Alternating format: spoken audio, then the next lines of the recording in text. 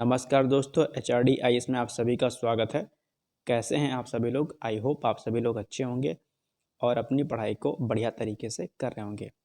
देखिए आज सुबह के समय जो है मैंने एक वीडियो अपलोड किया था और वो दरअसल आपकी जो UPPCS द्वारा आयोजित जो आपकी समीक्षाधिकारी सहायक समीक्षाधिकारी की परीक्षा है उसके लिए वो जो है वीडियो था और उसमें मैंने कुछ चीज़ें बताई थी। हालांकि अब उसमें समय नहीं उस परीक्षा में, लेकिन मैंने कुछ बताया था कि अभी जो आपके पास 12-13 दिन का जो समय बचा हुआ 14 दिन का, उसमें आपको क्या करना है। ठीक है, तो उसी के रेफरेंस में आज हम लोग जो है PCS द्वारा ही आयोजित यानी कि जो PSC होता है यानी कि जो उत्तर प्रदेश लोक सेवा आयोग है उसके द्वारा आयोजित जो परीक्षा आपकी UPPCS की होती है, हम लोग उस पर चर्चा करेंगे और देखेंगे कि कौन सी ऐसी चीज़ें हैं जो महत्वपूर्ण है आपके एग्ज़ाम के पॉइंट ऑफ व्यू से। ठीक, तो वीडियो कुछ खास लंबा करने का मेरा कोई मोटो नहीं है और अभी बस वीडियो मैं इसलिए बना रहा हूँ क्योंकि जो आपका एग्ज़ाम है आप सभी लोगों को पता होगा कि इस समय जो UPPCS है वो जो है जो आपकी परीक्षाएं करा रहा है वो बहुत फास्ट करा रहा है, आप सभी लोगों को पता होगा, है ना। तो ऐसे कंडीशन में ज़रूरी हो जाता है कि यदि आप जो है सीरियस होकर के तैयारी कर रहे हैं तो आप इतना सीरियस होकर तैयारी करें, यानी कि इतनी मेहनत कर दें कि ताकि आपका सिलेक्शन जल्दी हो जाए। क्योंकि जैसा ही आप सभी लोगों को पता होगा कि जो है इस बार 8 महीने में जो है रिजल्ट फाइनल हो चुका है। ठीक है, और जो है अगले यानी कि जो 2024 की जो आपकी प्री की परीक्षा होने वाली है ये भी जो है बहुत ही जल्दी हो जाएगी। ठीक है, मतलब इसको फाइनलाइज जो है बहुत जल्दी कर दिया जाएगा। ठीक है, तो सिंपल सा तरीका ये है कि आपको एनी हाउ इस तरीके से आपको मेहनत करनी है कि आपका सिलेक्शन जो है वर्ष 2024 में किसी भी तरीके से जो है आपका सिलेक्शन हो जाए एनी हाउ। और ये पॉसिबल तभी है जब आप सकारात्मक ऊर्जा के साथ में, निरंतरता के साथ में आप और पॉजिटिविटी के साथ में जब आप मेहनत करेंगे तो निश्चित तौर पर आप सफल हो जाएंगे। और ये मौका दरअसल आपके लिए बेहतर है। बेहतर इसलिए भी है कि भले ही पोस्टें इस बार आपकी कम आई हुई हैं, ठीक है, कम है, लेकिन जब तक आप प्रारंभिक परीक्षा देंगे तब तक आपकी जो पोस्टें हैं वो बढ़ जाएंगी। ठीक, तो घबराने की आवश्यकता नहीं है। 500 से नीचे तो पोस्टें नहीं होने वाली हैं जो संभावना व्यक्त की जा रही है। अब आप इसको शाश्वत मानकर मत बैठ जाइएगा कि सर ने कहा था, ये संभावना व्यक्त की जाती है। हर एक चीज़ संभावनाओं पर आधारित होती है। जो संभावना है वो यही है कि 500 प्लस या 500 तक पोस्ट जाएंगी। ठीक, तो ये चीज़ आप लोग ध्यान देगा। इसलिए जो वर्ष 2023 की परीक्षा थी उसमें तो पोस्टें बहुत ही कम थी, लेकिन इस वर्ष जो है दुगना जो है सीटें रहेंगी वर्ष 2023 के कंपैरिजन में। ठीक, तो परेशान होने की आवश्यकता नहीं है। जो सबसे अहम है वो यही है कि जितना भी अभी आपका समय 50-55 दिन बचा है, इसमें आपको जो है कुछ सब्जेक्ट को क्या करना है, आपको नोट डाउन कर लेना है। जैसा कि मैंने ROE बताया था, जो भी विषय आपका इंपॉर्टेंट होगा GS के, लेकिन जो सबसे जो महत्वपूर्ण है वो है आपका करंट अफेयर्स का सेक्शन। ठीक है, सबसे महत्वपूर्ण जो है यही पोर्शन है। कम से कम 35 प्रश्न जो है प्रत्यक्ष अप्रत्यक्ष रूप से आते हैं। 35 ये प्रश्न जो है दरअसल गेम चेंजर होते हैं। ठीक है, 35 प्रश्न करंट अफेयर्स के बहुत ही महत्वपूर्ण होते हैं। ध्यान रखना बच्चों, ये सबसे इम्पॉर्टेंट चीज़ है आपके लिए, इसलिए 35 प्रश्न करंट अफेयर्स के नहीं छोड़ना। ठीक है, तो कुछ अगर आप मेरे हिसाब से चलेंगे तो आप एक काम करिए कि कुछ जो है सब्जेक्ट को आप स्पेसिफिक सब्जेक्ट को जो है नोट डाउन कर लीजिए, उस पर मेहनत आपको करना है। यदि मेरे से आप पूछेंगे तो मैं आपको कुछ विषय बताऊंगा, उस पर अगर आप मेहनत करते हैं तो निश्चित तौर पर आपको सफलता मिल सकती है। कैसे? सबसे नंबर 1 पर मैं नोट डाउन करता जाता हूँ, आपको जो है लिखते जाना है अपने कॉपी में या इसके स्क्रीनशॉट ले लीजिएगा।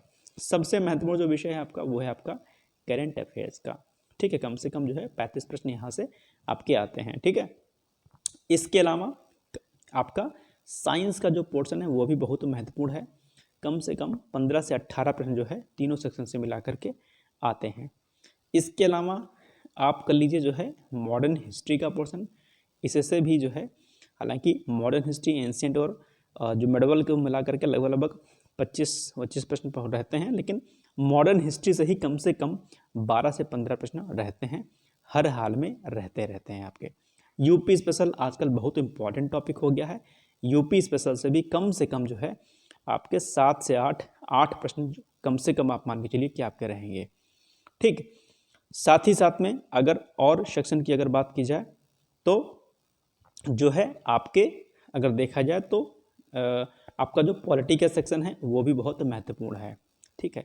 और पॉलिटी के जो स्टार्टिंग के चैप्टर है ना, ठीक है, ये सबसे इम्पोर्टेंट, जो स्टार्टिंग जो 3 चैप्टर हैं आपके 1, 2, 3, ये सबसे महत्वपूर्ण है। यानी कि आपका जो फंडामेंटल राइट वाला चैप्टर है, ठीक है, और डीपीएसपी का चैप्टर है, और जो आपका फंडामेंटल ड्यूटी का चैप्टर है, ठीक है। क्या क्या मैंने बताया आपको?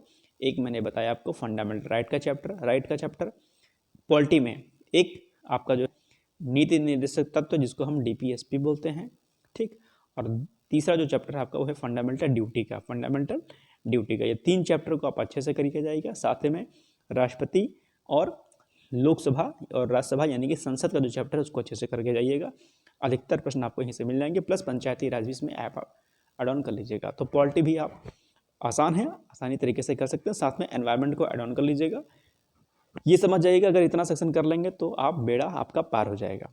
तो अब जरूरी नहीं कि जो मैंने आपको बताया है इसी पर आपको ध्यान देना है, आप अपने अनुसार सब्जेक्ट को आगे पीछे कर सकते हैं। मतलब कि हो सकता है कि आपकी ज्योग्राफी अच्छी हो तो आप ज्योग्राफी को फर्स्ट पे कर लीजिएगा, लेकिन फर्स्ट पे आपको करंट अफेयर्स करना है एनी हाउ, ठीक। इसके अलावा आपको लगता है कि आपकी मॉडर्न हिस्ट्री या हिस्ट्री तीनों अच्छी है तो आप मॉडर्न हिस्ट्री को कर सकते हैं। आपको लगता है कि साइंस मेरी वीक है तो साइंस को आप बाद में कर लीजिएगा।